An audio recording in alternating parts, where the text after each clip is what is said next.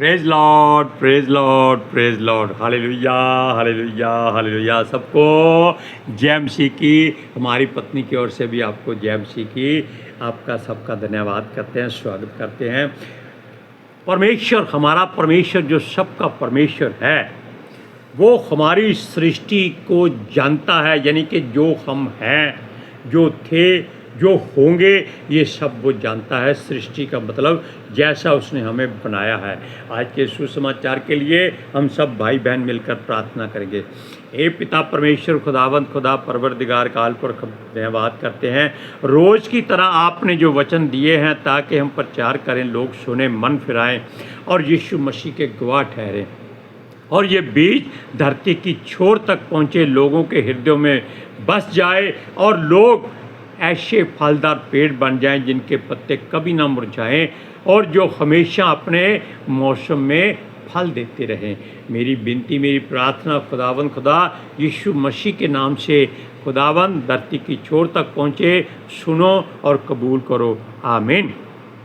सुनिए, मसला घूम फिर के हम वहीं क्यों आ जाते? क्योंकि सारी दुनिया, यानी कि जो भी जीवित प्राणी है वो उसको मालूम है कि धरती गोल है, लेकिन धरती गोल नहीं। पवित्र शास्त्र में आप पढ़ सकते हैं कि धरती ऊबड़ खाबड़ थी, ऊंची नीची थी, और उस पर पानी ओस के समान था और पवित्र आत्मा उस पर मंडलाता था। लेकिन उसके ऊपर आकाश वो एकदम समतल है, लेकिन वो आकाश एक जगह नहीं है, वो धरती के चारों तरफ है। उत्तर, दक्षिण, पूरब, पश्चिम, ऊपर, नीचे, दाएं, बाएं, सब जगह से आपको आकाश दिखाई देगा, लेकिन धरती दिखाई नहीं देती। जितनी आपकी निगाह है उससे ज़्यादा। Hallelujah, praise Lord. हम कह सकते हैं कि धरती गोल है। आप किसी वस्तु को दूर से देखिए, वो आपको गोल दिखाई देगी, क्योंकि आपकी दृष्टि जो है वो दोनों तरफ से घूमकर वापस आ जाती है, और हमको वो धरती या कोई वस्तु है वो दूर से गोल दिखाई देती है। कभी आपको कोई वस्तु चपटी दिखाई नहीं देगी। आप दूर से किसी भी वस्तु को देख लीजिए, किसी बिल्डिंग को देख लीजिए, वो गोलाई में आपको दिखाई देगी। हाँ, ऊंचाई नीची की बात अलग है। सुनिए, परमेश्वर हमारी सृष्टि को जानता है। हमने कल बताया था कि सृष्टि का मतलब होता है कि बनाना, कि परमेश्वर ने सृष्टि की, यानी कि उसने बनाया। जो कुछ बनाना था उसका मन में आया। सृष्टि का अर्थ कोई तात्पर्य यह नहीं कि सृष्टि आदि में कोई खिलौना थी। ये मिट्टी थी और इस पर पानी था, और ये पानी के ऊपर भी तैर रही थी। चारों तरफ भी पानी था, बीच में भी पानी था, फिर भी धरती पानी के ऊपर तैर रही थी। हालेलुया। सुनिए, परमेश्वर ने पवित्र आत्मा के द्वारा अपना वचन देकर इसको तैयार किया था, क्योंकि वचन में आपने पढ़ा है कि आदि में परमेश्वर ने आकाश और पृथ्वी की सृष्टि की। किसके द्वारा? वचन के द्वारा, पवित्र आत्मा जी के वसीले से। सुनिए, ये कोई जीवित वस्तु नहीं है, ना ही ये मृत गिनी जाती है। क्यों? क्योंकि इसमें से हर वस्तु निकलती है, हर पेड़ पौधा निकलता है, हर जीव निकलता है, यहाँ तक कि आप और हम भी इसी मिट्टी में से निकले हुए हैं। ना ये मृत है, ना ये जीवित है, क्योंकि ये केवल घूमती है किसके चारों तरफ? सूर्य के चारों तरफ। इसीलिए इसके चारों ओर आपको आकाश दिखाई देता है। यह जो पृथ्वी है, परमेश्वर ने अपने एक खेलने का स्थान बनाया है, क्योंकि वो अकेला था। पितर आत्मा जी मंडलाते रहते थे और वचन परमेश्वर के मुख के भीतर था।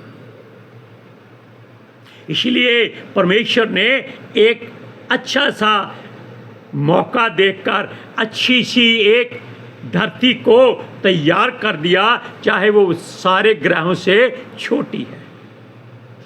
यहूदा का घराना भी सबसे छोटा था, लेकिन यहूदा के घराने में से ही यीशु मसीह आया है। कभी मत कहना कि हम छोटे हैं, हम थोड़े हैं। अरे नहीं, हमारा परमेश्वर हमारे अंग संग है। यीशु मसीह तो कहता ही है कि जहाँ 2 या 3 उसके नाम की आराधना चर्चा करेंगे वहाँ वो हाजिर हो जाता है, उसको भीड़ की जरूरत नहीं है। हालेलुया। सुनिए, वचन कहता है जैसे आकाश पृथ्वी के ऊपर ऊंचा है। अब आकाश की कोई सीमा नहीं है, वो चारों तरफ से आपको घेरे हुए है। वैसे ही तो आकाश हमारे चारों तरफ है, और हम जिस तरफ देखें हमें आकाश दिखाई देता है। चाहे हम रात को देखें, दिन को देखें, दोपहर को देखें, शाम को देखें, कभी भी देखें, संध्या को या भोर को देखें, आकाश आपको दिखाई देगा, क्योंकि आप घूम रहे हैं, आकाश नहीं घूम रहा। इसलिए वो बेशक बहुत दूर है, फिर भी वो हमें हमारे ऊपर एक छाते के समान हमें दिखाई देता है, जिसमें तारे भरे हुए हैं, सूरज है, चांद है, सारे सप्तऋषि हैं, सारे ग्रह हैं और सारे तारागण हैं। सुनिए, वैसे ही उस परमेश्वर की करुणा उसके रवैयों पर प्रबल है। अब आप सोच लीजिए, कहाँ धरती, कहाँ आकाश, कहाँ आकाश की ऊंचाई, कहाँ धरती के गहराई, कहाँ पानी, कहाँ पितर आत्मा जी, कहाँ परमेश्वर की आशीष और उसका अनुग्रह।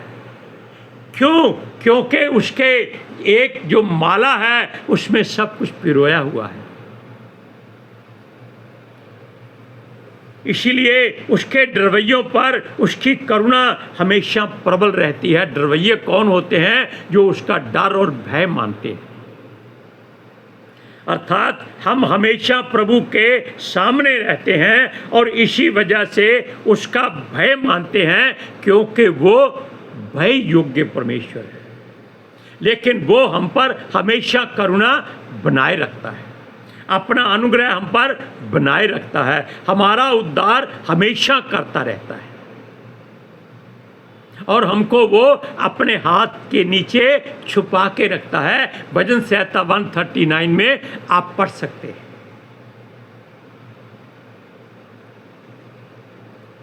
क्योंकि वो भय योग्य दिखता है, मगर वो हमें भय मुक्त रखकर हमें अपनी करुणा अर्थात तरस से ढांपता है। उसकी करुणा का फल कि उसने हमारी सारी बुराई और गुनाहों को इतना दूर कर दिया है, जैसे उत्तरांचल से अस्तांचल है, यानी कि जैसे उत्तर से दक्षिण तक की दूरी है जो कभी नहीं मिल सकते।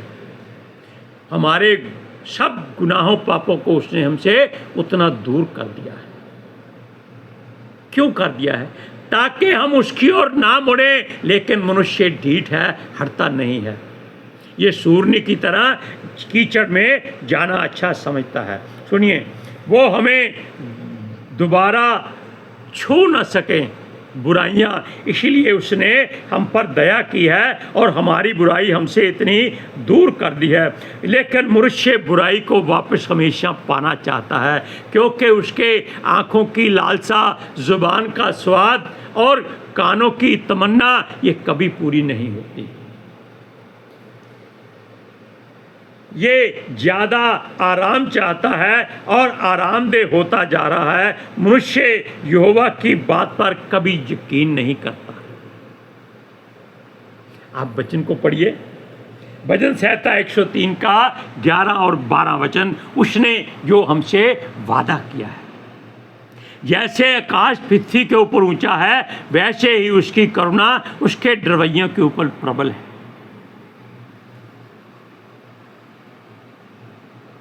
उदयांचल अस्तांचल से जितनी दूर है उसने हमारे अपराधों को हमसे उतना ही दूर कर दिया है। फिर भी हम देखो कितने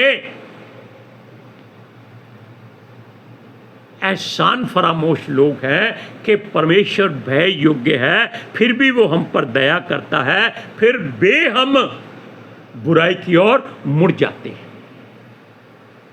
क्योंकि असल में क्या बात है कि परमेश्वर ने एक ऐसा कील धरती में गाड़ दिया है जो आपको चुभता रहता है, उसका नाम है शैतान। और वो आपको हमेशा चाहता है कि देखो यहाँ आपको दुख है, वहाँ चलो, ये यहाँ छोड़ो वहाँ चलो, वहाँ छोड़ो वहाँ चलो, ये खाओ ये पहनो, उसकी ओर देखो इसकी ओर देखो, आप भरमाए जाते हैं। परमेश्वर की ओर वो नहीं जाने देता, जबकि परमेश्वर हमारी हर तरह से भलाई चाहता है और वो हमें अपने सीने से लगाना चाहता है। हालेलुया। सुनिए, ये मनुष्य जो है ये लूत की पत्नी की तरह वापस देखकर ही अपनी लालसा को बनाए रखता है। ये मुड़कर हमेशा पीछे जरूर देखता है कि कोई आ तो नहीं रहा। जैसे जो दुष्ट लोग हैं उनके पीछे कोई ना हो, उन्होंने बुराई की हो, तब वो दौड़ते भागते भी पीछे मुड़ मुड़ कर देखते हैं कि कोई उन्हें पकड़ने तो नहीं आ रहा। इसी तरह ये मनुष्य जिसको परमेश्वर ने चारों तरफ से घेरा हुआ है, ये फिर भी बाहर निकल कर देखना चाहता है कि परमेश्वर ने उसे क्यों बचाया है, क्यों घेरा है, कौन सी मुसीबत उस पर आन पड़ सकती है। क्या मैं बच्चा हूँ? मैं अब जवान हूँ, मैं सब जानता हूँ, मुझे अकल है, समझ है, ज्ञान है, क्या करना है, कैसे करना है, मुझे सब मालूम है। ये परमेश्वर मुझे अपने रास्ते पर मत चलाए, ये मनुष्य की सोच है। और ये बात आप अपने हृदय से भी पूछ सकते हैं। आपकी जेब में 1,00,000 रुपया हो, पहले तो आप उसकी सुरक्षा में जेब को पकड़ कर रखेंगे, लेकिन चोरों की जो असलियत है वो क्या होती है, वो क्या करते हैं, हर जगह स्टेशन पर, बस अड्डे पर या कहीं भी ऐसी जगह पर वो अनाउंसमेंट करा देते हैं, भाई अपनी जेबों का ध्यान रखना, कहीं चोर खाली ना कर दे। आप झट से अपनी जेब पर हाथ रख लेते हैं, चोर को मालूम हो जाता है कि इसकी जेब में माल है, वो उड़ा लेता है। यानी कि हम खुद वो मूर्खता कर बैठते हैं। अगर हम उसकी ओर ध्यान ना दें, भाई हमारे परमेश्वर ने हमारी हर वस्तु को सुरक्षित रखा है, हमें कोई डर नहीं, कोई हमारी वस्तु को छीन नहीं सकता। वचन तो कहता है जब तू घर से जाएगा तब वापस आएगा, तेरी कोई वस्तु खोई हुई नहीं मिलेगी। तो क्यों फिक्र करते हैं? हालेलुया। सुनिए, ये लालसा लूत की पत्नी की तरह है। असल में वो उसे उन पापों में फिर वापस आकर आनंद पाना चाहता है। परमेश्वर में ताड़ना और तपस्या करनी पड़ती है, ताड़ना मिलती है जिससे वो डरता है और उसके पास नहीं जाना चाहता है। परमेश्वर ताड़ना देता है। वो अय्यूब की किताब पढ़कर यीशु मसीह को छोड़ देता है, भाई मुझे ये तपस्या नहीं करनी, मुझे ऐसे मार नहीं खानी। वो पौलुस की पत्रियों को पढ़कर डर जाता है कि मुझे कोड़े नहीं खाने, बैंते नहीं खानी, मुझे यीशु मसीह नहीं चाहिए। ये बात आप संसार के लोगों सामने करें, आपको मालूम हो जाएगा। वो कहेगा मुझे शमशोन बनना है, बाद में देखा जाएगा जो होगा। मुझे सुलेमान बनना है, बाद में देखा जाएगा जो होगा। सुनिए, क्योंकि चर्च जाना पड़ता है आँखों को, कानों को, जुबान को, अपने हृदय को, अपनी आकांक्षाओं को, अपनी तमन्नाओं को, अपनी इच्छाओं को दबाना पड़ता है। उनको यीशु के नाम से हुक्म देना पड़ता है, ऐ सारी बुराई मैं तुझे यीशु के नाम से डांटता हूँ, तबाह हो जा, दब जा, मिट्टी में नाश हो जा, मेरे पास दोबारा मत आना। क्यों? ये भवन परमेश्वर का है, ये पवित्र आत्मा का मंदिर है। सूरज प्रमाणी की याद आती।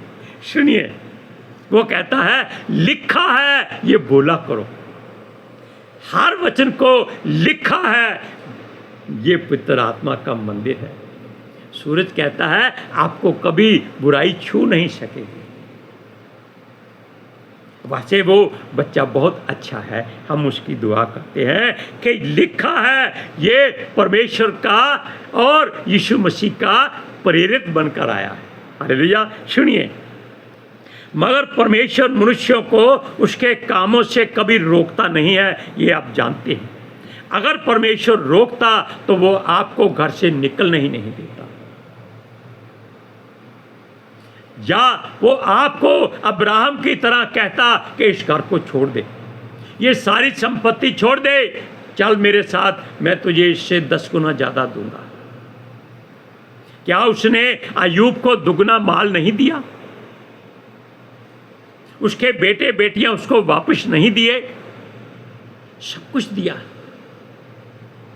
अब्राहम जिसको उसने आपके लिए, हमारे लिए आशीष का कारण ठहरा दिया, मूल ठहरा दिया, जातियों का मूल पिता ठहरा दिया। सुनिए, मनुष्य हमेशा अपनी मर्जी पूरी करता है, बिल्कुल वैसे ही जैसे एक पिता अपने बच्चों की ख्वाहिशें पूरी करता रहता है, वैसे ही मनुष्य अपनी दलदल में फंसा रहना चाहता है।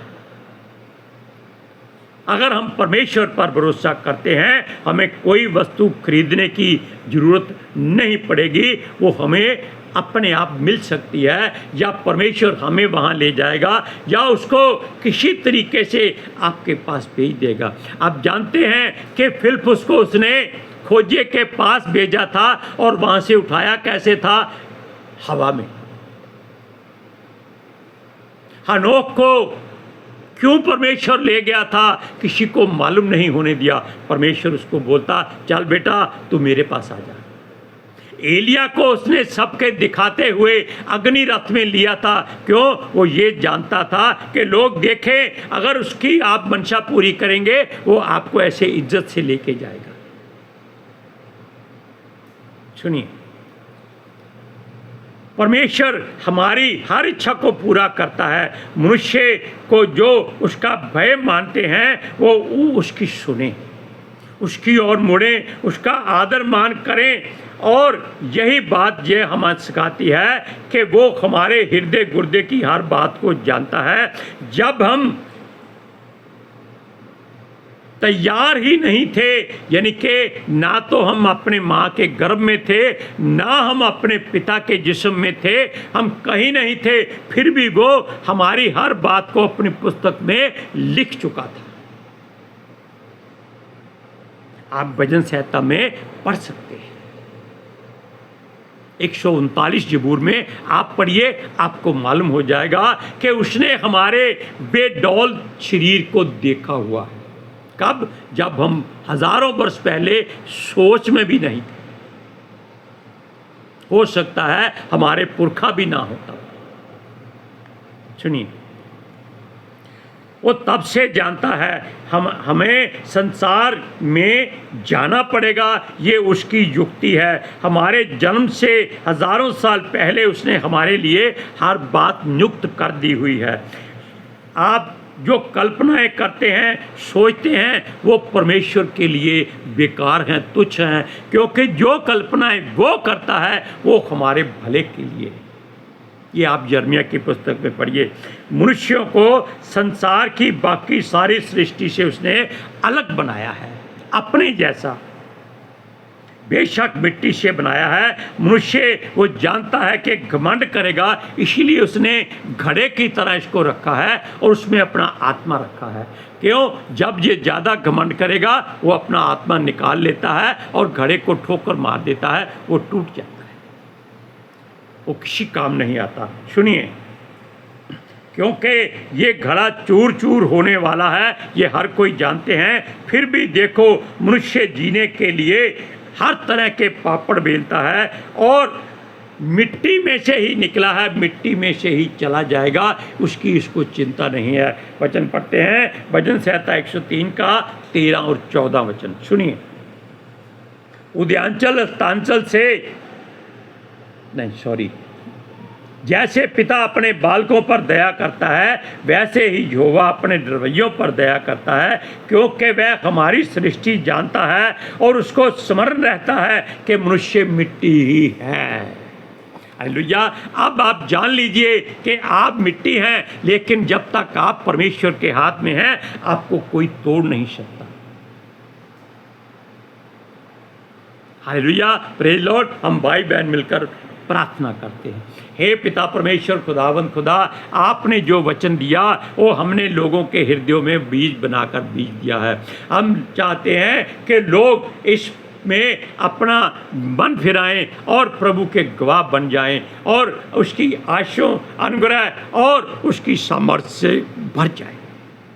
पिता परमेश्वर खुदावंद खुदा, ये वचन धरती की छोर तक पहुँचे, लोग सुने और यीशु मसीह के गवाह बन जाएं। मेरी विनती, मेरी प्रार्थना खुदावंद, तेरे वसीले से इन लोगों पर आशीष बनकर उतरे और तू सुन, और यीशु के नाम से मांगता हूँ, आमीन।